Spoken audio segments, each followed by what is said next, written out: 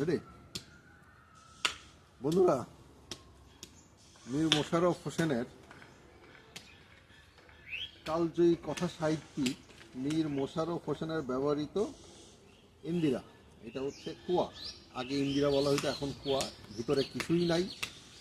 এই কুয়ার পানি ব্যবহার করত এখানকার সবাই। স্বয়ং মীর মোশাররফ হোসেন ব্যবহার করতেন তার বাড়িঘর। আমি এখন যেখানে দাঁড়িয়ে আছি, আসলে ওনার এইখানে বসত ভিটা বলতে কিচ্ছু নাই, নাথিং এলস। এখানে কিচ্ছু নাই, শুধু আছে হচ্ছে লাউ গাছ, ঠিক আছে। আর ওনার বংশধররা এই জায়গা টায়গা সব বিক্রি করে চলে গেছে কলকাতা, ইন্ডিয়াতে চলে গেছে। সেই কারণে এইখানে যারা আছে এখন এইখানকার জমি ক্রয়কৃত মালিক এরা। কিন্তু তাছাড়া এখানে কিন্তু ওনার কিছু নাই। কিন্তু নামস্বরূপ হচ্ছে এখানে যে স্কুলটা দেখালাম, এই স্কুলটাই আছে। আর এই যে অরিজিনাল বাড়ি নাকি এইটাই ছিল। এই যে এখন যে পাকা বাড়িটা আপনারা দেখতে পাচ্ছেন, এই পাকা বাড়িটাই হচ্ছে ওনার বসত ভিটা ছিল। কিন্তু এখন আর কিছু নাই। আসেন বন্ধ করেন। অনেক